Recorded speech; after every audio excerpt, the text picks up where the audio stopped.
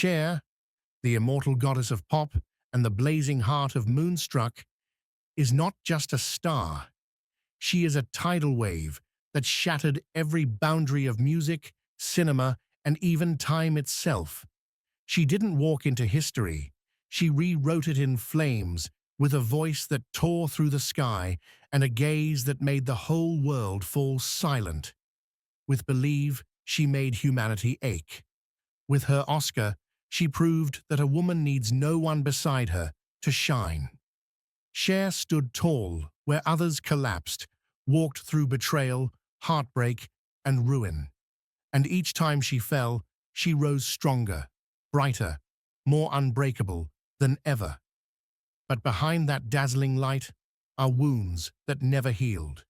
A child who walked away without a word. A man who once held her soul, now reduced to memory. And now, as she approaches 80, a new chapter quietly unfolds, cold, merciless, and deeply sorrowful. What awaits the woman who once dared to defy fate itself? Before we begin, don't forget to tap like as a tribute to this extraordinary talent.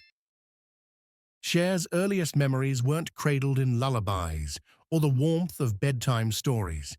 They were sown from silence, abandonment, and the soul-crushing ache of not being chosen.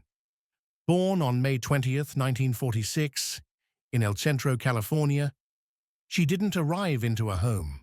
She arrived into a fracture. Her mother, Georgia Holt, was a struggling singer with a movie star face and a waitress's paycheck, flipping donuts in Fresno while chasing men who never stayed. Her father, John Sarkisian, a charming truck driver with dark eyes and empty promises, married Georgia on a whim, only to vanish before Cher could even form the word father. There was no cradle, no welcome, no lullaby, only fragments, a name that changed with every husband, a lineage stitched with exit wounds, and a silence that raised her louder than words ever could. His Armenian heritage lingered like a faint watermark on her identity, not a bond, but a haunting. Georgia would marry 7 times, twice to Sarkisian, each man arriving with a new name and leaving behind a deeper instability.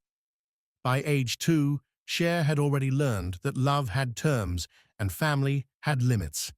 Georgia, unable to cope, left her at a Catholic orphanage, not out of neglect, but pure desperation. To imagine a toddler left behind without explanation is to feel a wound that doesn't scar. It calcifies. Throughout the 1950s, Cher drifted like smoke through borrowed spaces. Her grandparents' home, temporary apartments, the arms of men who came and went. She wasn't just poor, she was invisible. In a 2010 Vanity Fair interview, she recalled how she wrapped rubber bands around her torn shoes and hoped the other kids wouldn't notice. One week, she ate canned beans for dinner. The next, she was sleeping in Beverly Hills under a crystal chandelier. But this wasn't variety, it was chaos. These extremes didn't stretch her, they shattered her. They didn't strengthen her, they cracked her into pieces. Her childhood wasn't a timeline, it was a tremor that never stopped. School offered no reprieve. She struggled with reading, was mislabeled as lazy, defiant, or slow, when in truth, her mind moved in rhythms no classroom could catch. "I wasn't stupid," she later said. "I just didn't learn like they wanted me to." Her report cards were not records, they were rebukes. While other girls worried about popularity and prom, Cher dreamed of sequins and spotlights, because only on stage did she exist. Only in applause did she feel real. At 16, she stopped waiting for life to pick her. She dropped out of school and ran to Los Angeles with nothing but a battered suitcase and the unbearable weight of feeling like she was born to be forgotten. There, in a twist of fate disguised as kindness, she met Sonny Bono. Not a lover, not yet, just a man with a couch and a little warmth. That couch became her first home. That man, her first anchor. What began as shelter became rhythm. What began as survival became destiny. In 1965, when I Got You Babe hit the airwaves, it wasn't just a hit song. It was a scream into the universe. I exist, I matter, but fame is fickle. The applause faded. Their movies flopped. The dream threatened to crack again. And so they adapted. Las Vegas became their last stand. On smoky stages and aging sets, Cher performed not for fame, but to outrun the silence she was born into. Every spotlight was a rebellion, every lyric a fist in the face of obscurity. The girl who had once been left at an orphanage now stood in feathers and glitter, commanding rooms that once would have ignored her. She didn't ask to be seen anymore. She demanded it. And this was only the beginning. When the glow of fame dimmed and the charts no longer echoed their names, Cher, barely in her 20s, and Sonny Bono were forced to face a merciless truth. Time was slipping, money had dried up, and the world was already looking away. Out of survival, rather than triumph, they turned to Las Vegas, not as glittering icons, but as weary performers clinging to a lifeline. Beneath the haze of cigarette smoke and the weight of fading relevance, they rebuilt themselves from scraps, banter sharpened into armor, comedy skits polished like shields, and chemistry rehearsed until it seemed unbreakable. Cher's razor wit and magnetic presence became the heartbeat of every show, her voice daring the crowd to forget her. And from that desperation came revival. In 1971, the Sonny and Cher Comedy Hour burst onto television, a surprise sensation that returned them to millions of American homes. But the laughter that dazzled a nation hid fractures too deep to mend. Offstage, their marriage had frayed beyond repair, bound together not by love, but by obligation to legacy. Cher would later recall the suffocating pain of smiling, while her heart cracked in silence. Some nights, I laughed until my face hurt, and yet inside, I felt like I was disappearing. Sonny himself confessed in a private journal that the illusion of their romance was the only glue keeping their empire alive. By 1975, that illusion shattered. At 28, Cher filed for divorce, and both the marriage and the partnership collapsed into ashes. What followed was not mere heartbreak, but devastation. The woman who had been the voice, the face, the fire discovered she had been left nearly penniless, betrayed by blind trust in Sonny's financial control. I had given everything, and I walked away with almost nothing but my name, she admitted later, bitterness etched into every word. Yet even in that darkness, she refused to disappear. With nothing but talent and defiance, she launched her own television show, simply titled Cher, a glittering statement that she was never just someone's half. Industry whispers predicted failure, but she silenced them all as her show soared, while Sonny's solo program collapsed after a single season, a symbolic severing of their once shared stardom. Yet even after reclaiming a stage of her own, Cher's battles raged on in silence. Her solo albums, Stars, I'd Rather Believe in You, and Cherished, were poured from the deepest parts of her, each track a plea for recognition, each lyric a heartbeat pressed into vinyl.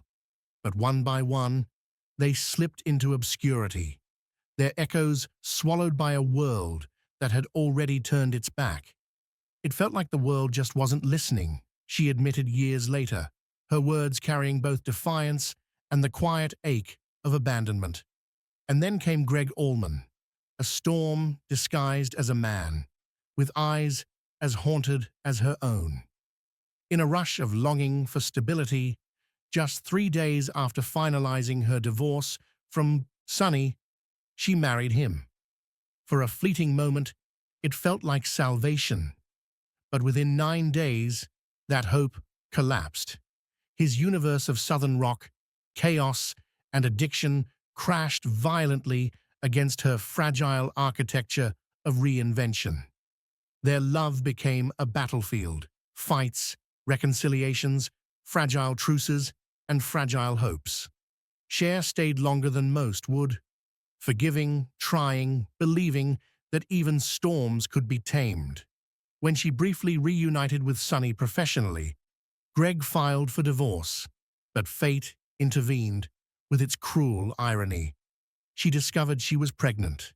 Their son, Elijah Blue, born in 1976, became a fragile flicker of light in a marriage consumed by darkness. For a moment, Cher believed that motherhood could anchor the chaos, that the cry of a newborn could silence the storms.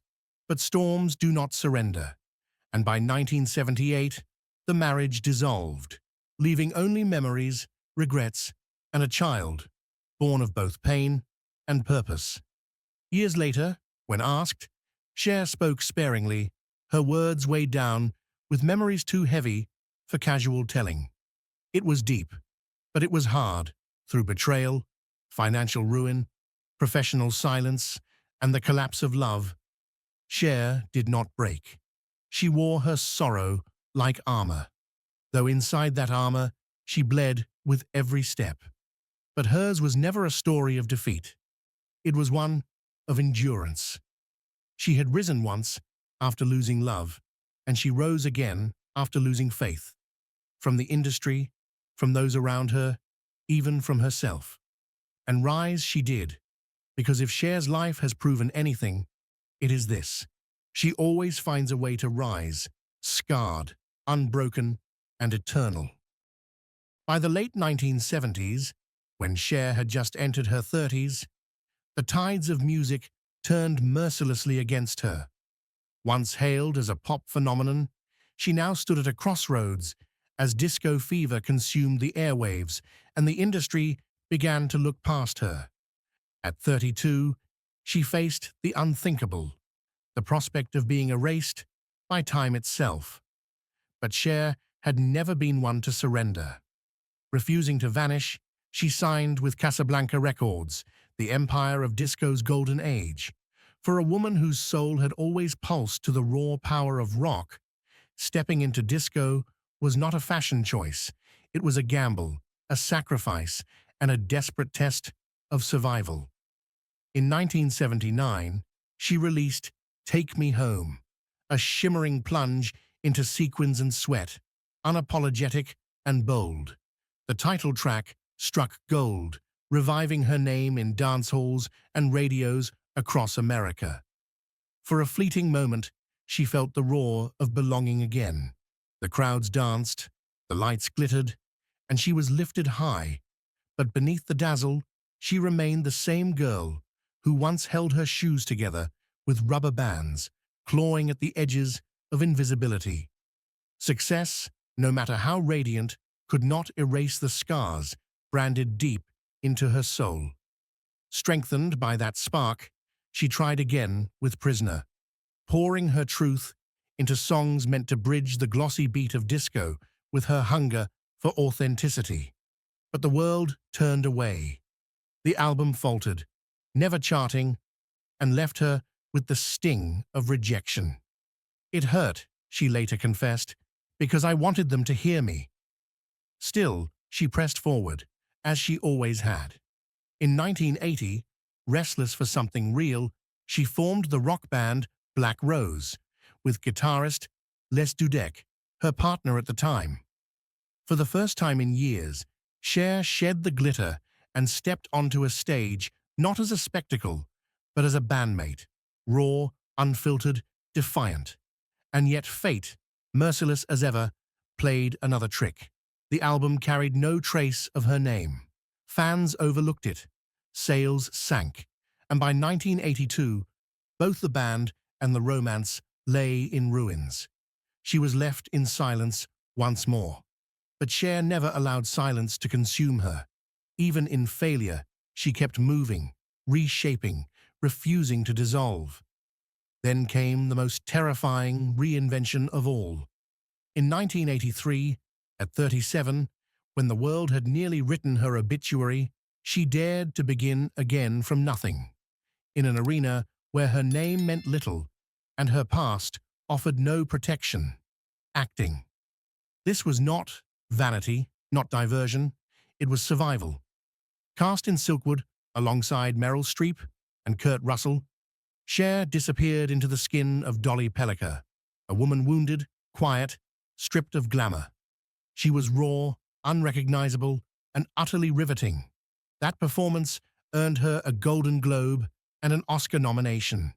But more importantly, it earned her the one thing she had chased since childhood: respect. For the first time, the world did not see sequins or spectacle. They saw a soul. Brick by brick, roll by roll, she built herself anew. Mask, suspect, and others tested her, stretched her, revealed her depths. And then came 1987, Moonstruck. At 41, Cher embodied Loretta Castorini, a woman caught between grief, humor, and fate. Vulnerable yet unyielding, ordinary yet unforgettable, she was no longer acting. She was unveiling her truest self. And when she held the Academy Award for Best Actress, it was not just a trophy of gold. It was a declaration forged in fire, carved from decades of loss and resurrection. It was proof that she had not only survived the noise, but transcended it. That after every fall, every humiliation, every reinvention, Cher did not merely return, she rose. And in rising, she ascended into legend, scarred yet unbroken, luminous and eternal. The night Cher clutched the Academy Award in 1988, the golden figure gleamed not as a prize, but as a battle cry, an unshakable declaration carved from decades of fire, humiliation, and survival. For years, she had been dismissed, diminished, shackled to men who claimed she could not exist without them. But at 41, she stood reborn, not merely respected, but exalted as one of the most luminous women of her generation. This was not a victory, it was a metamorphosis, the culmination of years of silent endurance, ruthless reinvention, and defiant perseverance. This was the same girl once lost in classrooms, ashamed she could not keep up, the teenager who bound her shoes with rubber bands, the young singer told she would never last without Sonny Bono.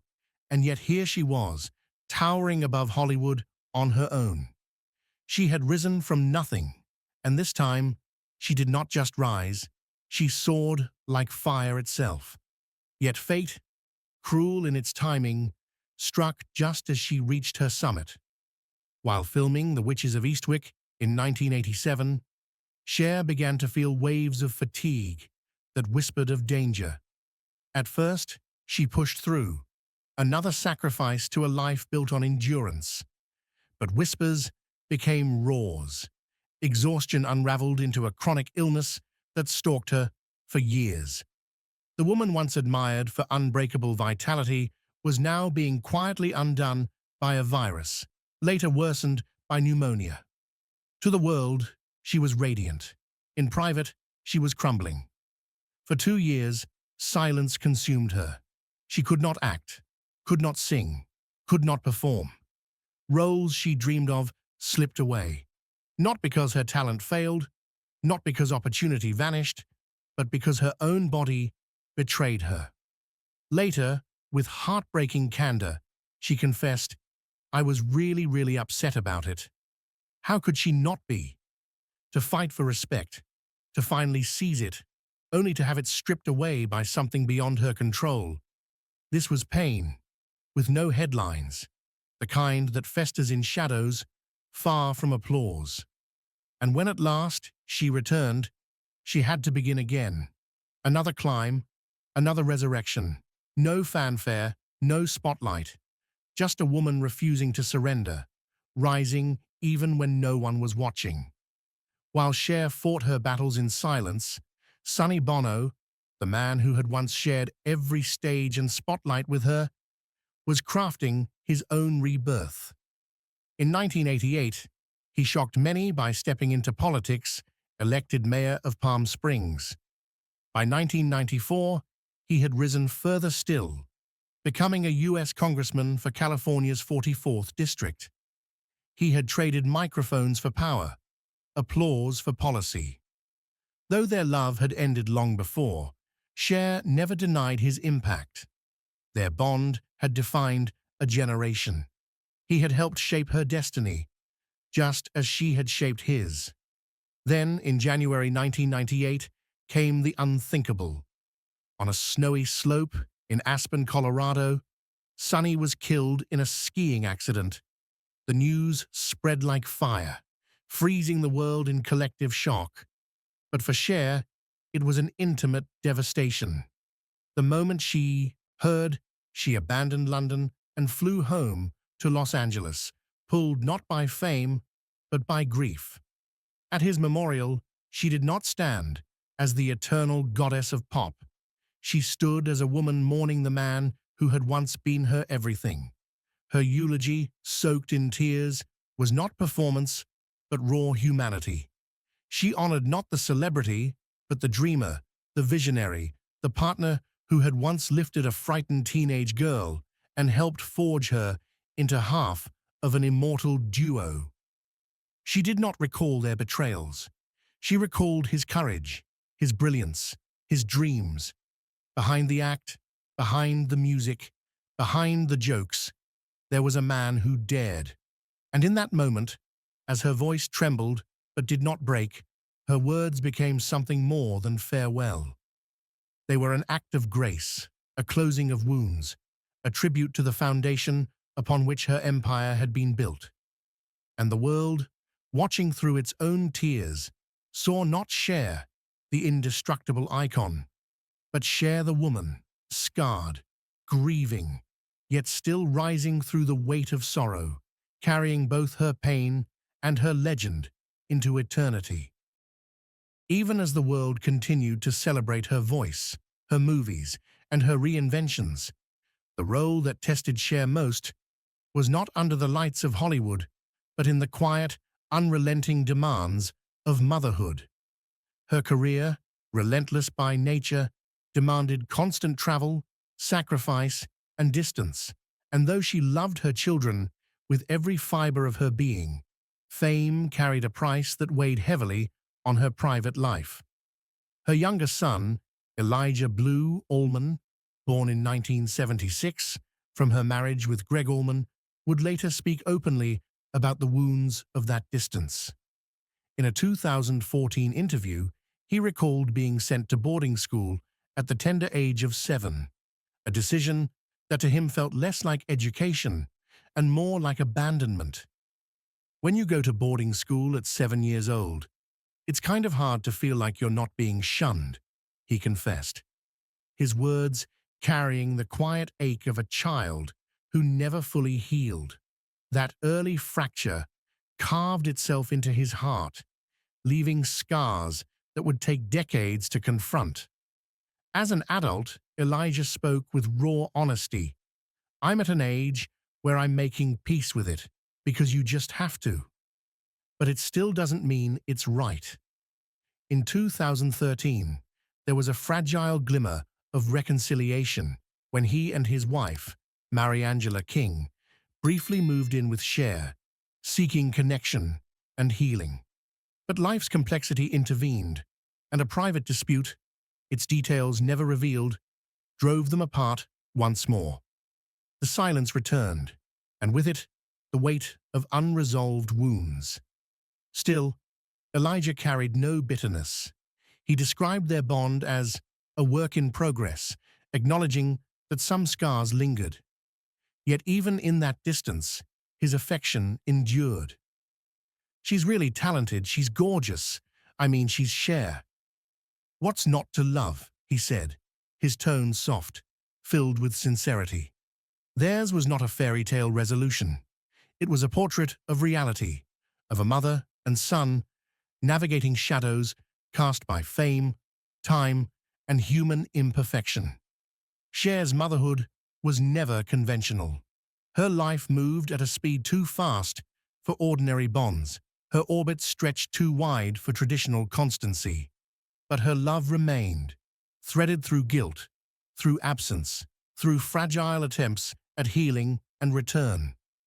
Her first child, born in 1969 with Sonny Bono, entered the world as Chastity Son Bono and later undertook one of the most courageous journeys of identity in modern times. In the late 2000s, Chastity transitioned to become Chaz Bono, a decision that would test not only his own strength, but also the depth of Cher's love. To the outside world, she was a gay icon, a champion of empowerment. But privately, Cher admitted her struggle. In a candid interview with Pride Source, she confessed, "I did not go through it that easily."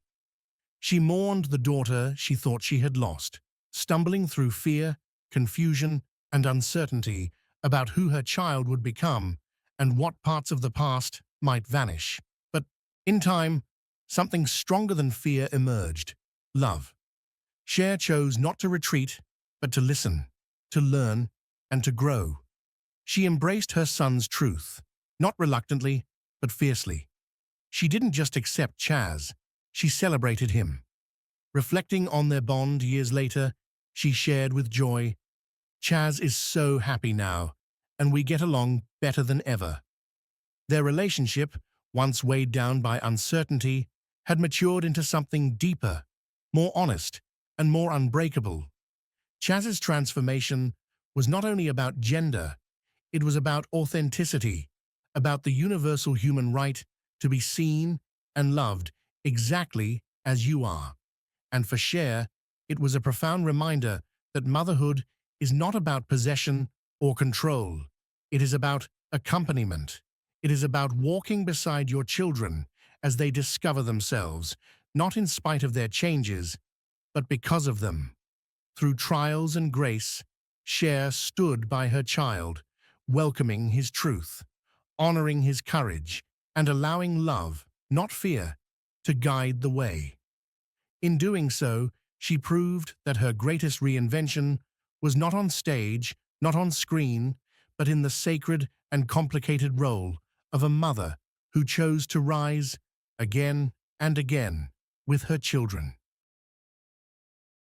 Today, at nearly 80 years old, Cher stands not merely as an icon, but as a living monument to endurance, reinvention, and unapologetic truth.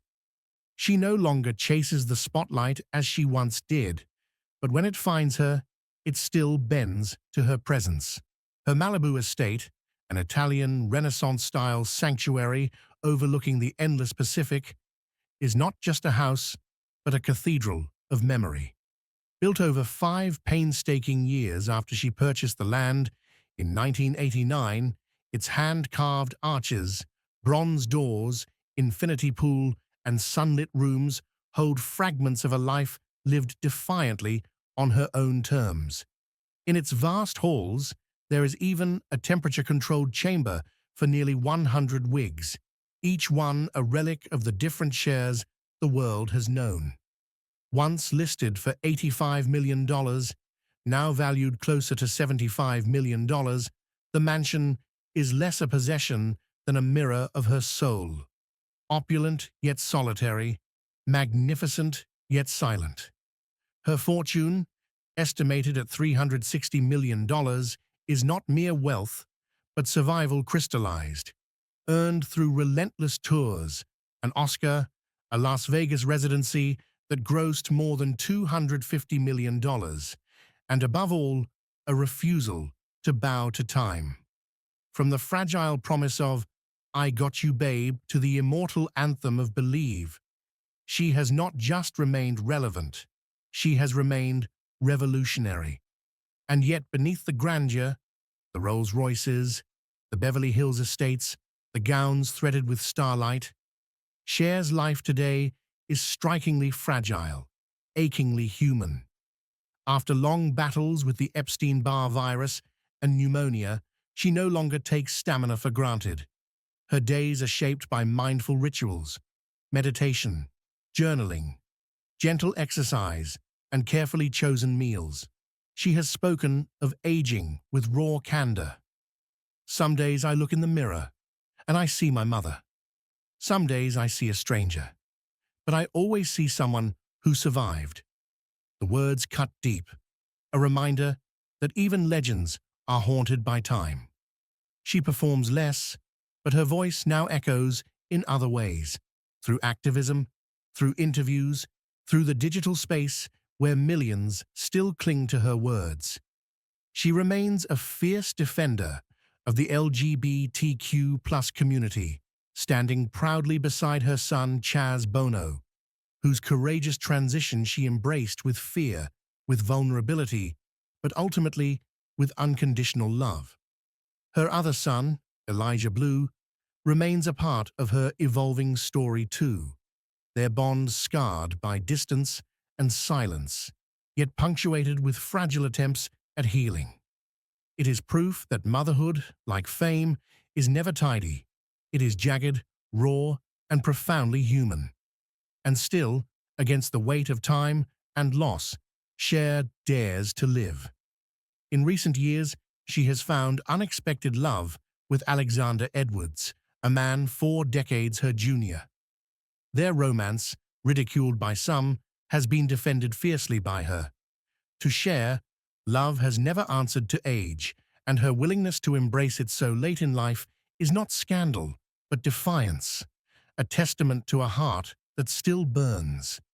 This love, fragile and unorthodox, is another chapter in her refusal to let society dictate how and when a woman may feel alive.